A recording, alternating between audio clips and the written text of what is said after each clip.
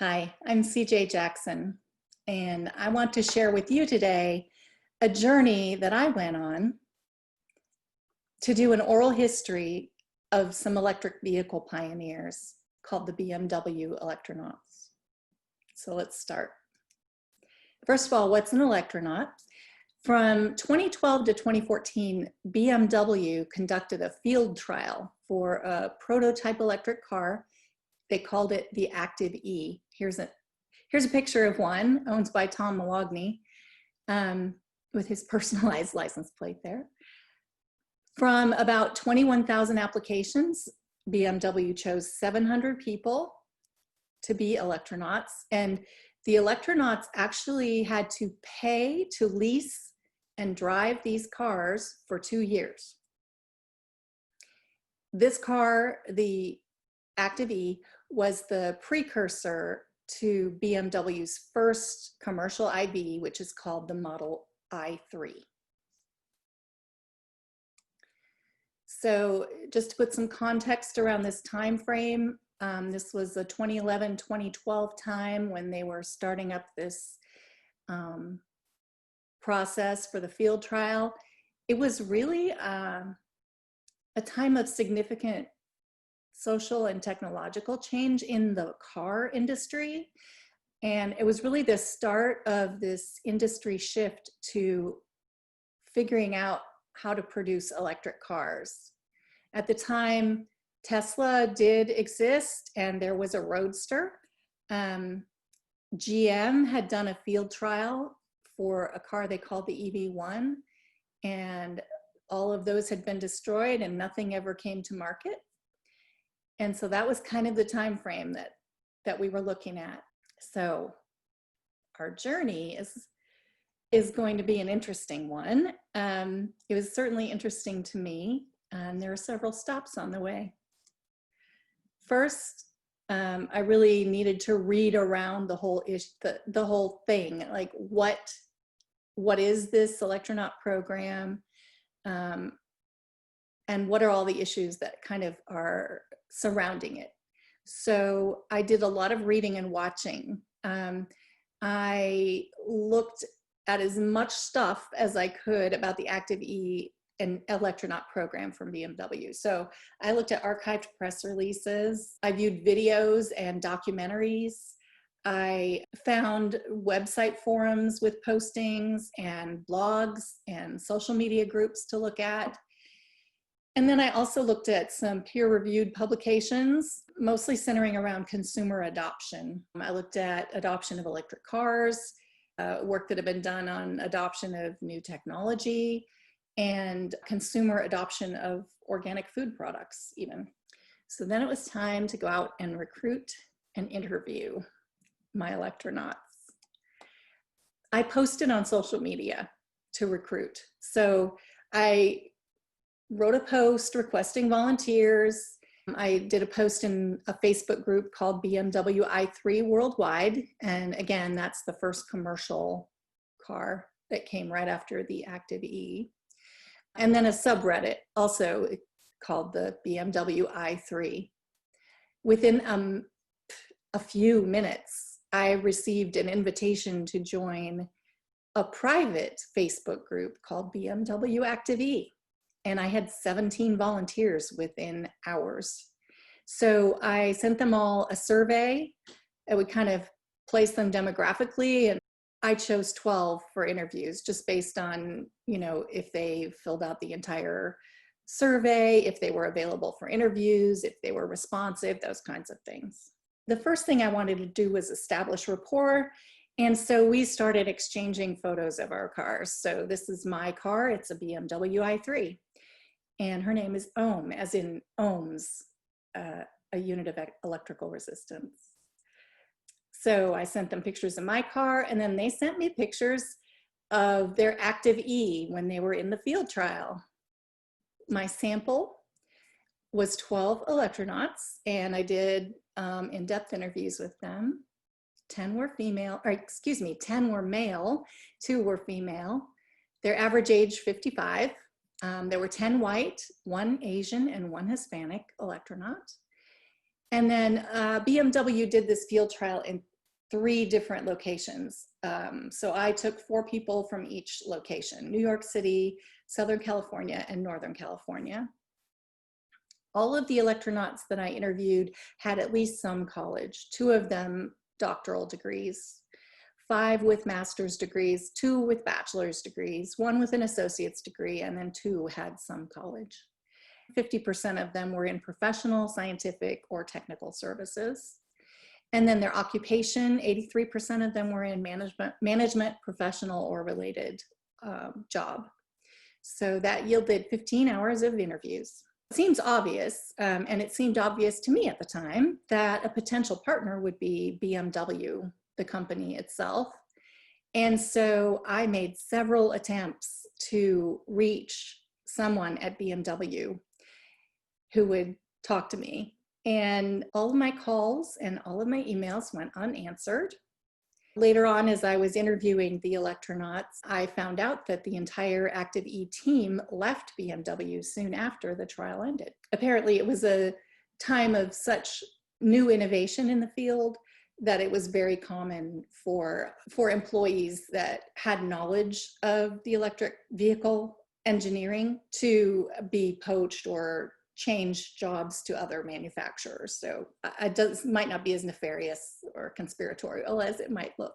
I started listening, obviously, to all of these interviews over and over and over again, and identifying kind of what are the themes that they're bringing up to me. What are they talking about the most? And I identified several. The first, every one of them talked about their community. So I did these interviews in 2019, and every one of these people talked about how they're still part of the Active E Electronaut community. The end of the field trial, when they handed back their electric cars, was 2014. So 6 years later, these people who just all happen to be field trial drivers are still in a community together. They still hang out together. They do things together. They have events together. And every one of the Electronauts talked about that. Another thing they talked about was communications from BMW. And then there were several others, and we'll go through them. So let's talk about this community a little bit. I think that Lauren Stearns said it very well. She's an IBM retiree. We developed a Facebook group in the Electronaut program. Maybe half of us were involved, because there were 700 cars brought into the States, and maybe 350 people were in the Facebook group, and some more active than others. And the folks from California, they knew so much about electric cars. They felt so ignorant, but they were wonderful, sharing their knowledge and letting people know what their experiences had been. Many of them had been in the mini program, or they had built their own, or they had what was that one car that GM briefly made and then took off the market? Communications from BMW to the Electronauts were kind of done in 3 buckets. The first group of communications were really centered around BMW trying to recruit Electronauts. So they used pretty conventional marketing communications channels like direct mail, email. There was a car club magazine that they sent to their key customers, and also earned media, public relations. And then during the trial, there was a website called the Electronaut Effect, which really kind of aggregated all of the mileage and gas that had been saved and things like that for the whole group. And then there was a person that was on the private Facebook group who really wasn't identified as a BMW person, but they were. And every once in a while, they would step in and enter a conversation. And then at the end of the trial, there was a personalized scrapbook. One of the really fun themes was about pushing limits. And Bill Farrow, he was in the first class to graduate with a computer science degree from Boston University. Now he works at IBM. And he talked about how he got to know his Active E prototype car.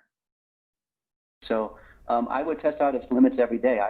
When I drove to work on those stop and go roads, I would hope that I would be the first guy at the red light. And I would, double check and make sure there weren't any local police officers in my view. And then when the light turned green, I just punched it. So how fast can I get to 70? And how does the car handle? And I would do that almost every day. I think I wore out my first set of tires on the Active E. I wore them out in 10,000 miles. The Electronauts had their own language, and it was all about the car. San Diego native Peter Norby, a son of Dutch immigrants, he explained some of this unique nomenclature. So we have our own language. We did go through some stuff, and BMW would always be great.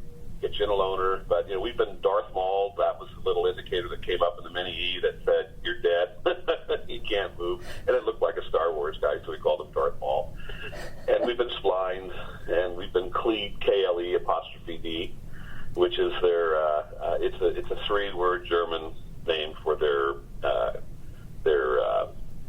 inverter that they have in the car. Almost all of the Electronauts I talked to were evangelists for electric cars. David Padilla was the youngest Electronaut in my sample. He was a senior in college when he applied for the program.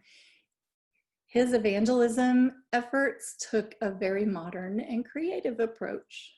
So I drove into Coachella and for the festival, and I made sure to charge it right before I entered the grounds.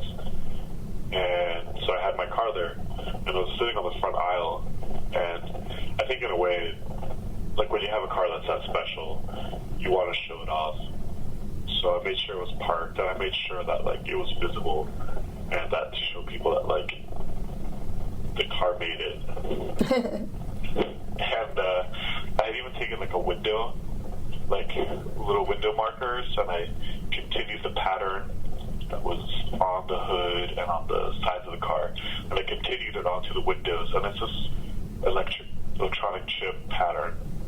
And it was on purpose. I made sure that I was there and I was decorating, and random people came up and asked me if they could decorate my car. I just gave them the marker, and then they continued the pattern with me. And it's just to get them involved.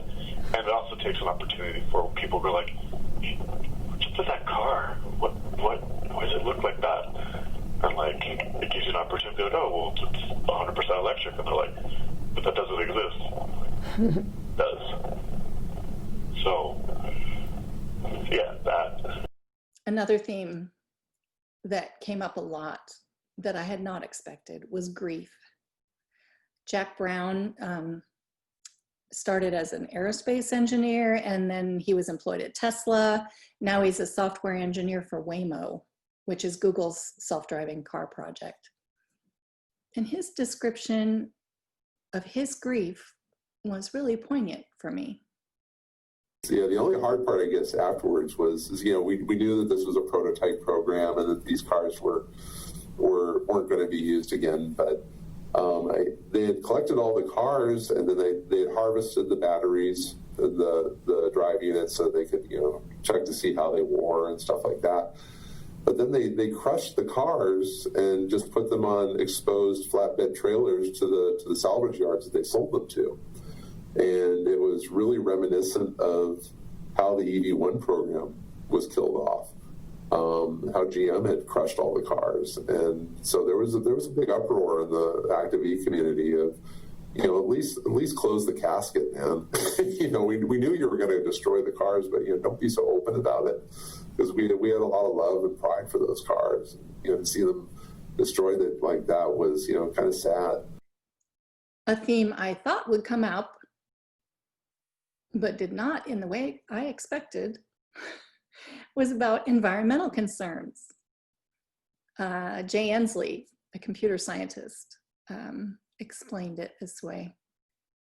Even if you're not an environmentalist, electric cars are great to drive just if you want to have a nice car. They're just really nice cars to drive.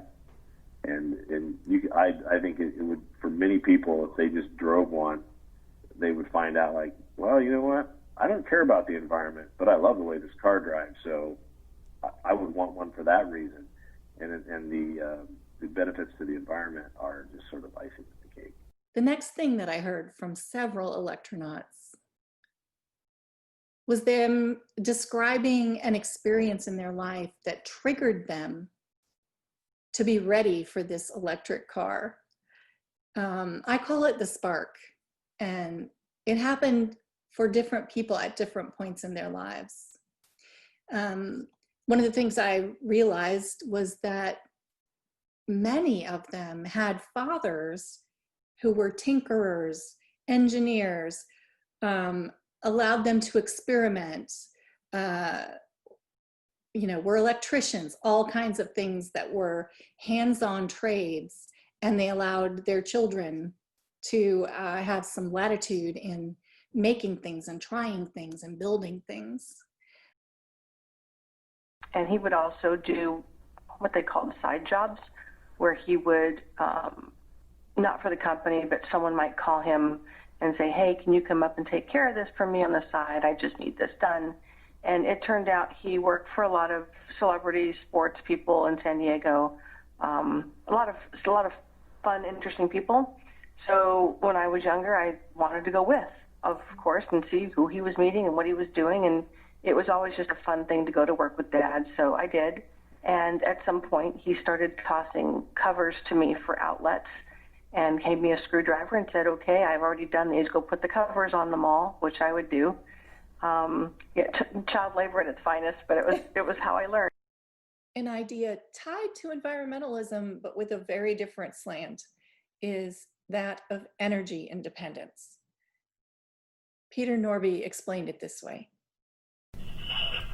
There was an interest, but purely because they could run on solar power. It was this giant. I think back to Richard Dreyfuss in Closing Brothers of the Third Kind. He kept on making the Devil's Tower, right? Out of mashed potatoes or whatever. And he was just solely focused. For me, the sole focus was, can I drive on solar power? Can I drive on energy that I make at my house above the garage? That was huge for me. So this stop on our journey is very important to me. It's about a transformation.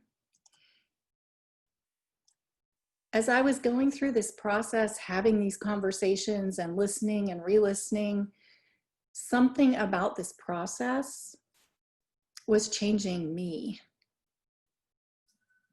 And it really was a fundamental change. I have spent 30 years in public relations. Half of it for a Fortune 100 company, half of it for higher ed. And, yes, public relations wants to tell the truth, just like oral history wants to tell the truth, but they're very different in many other ways.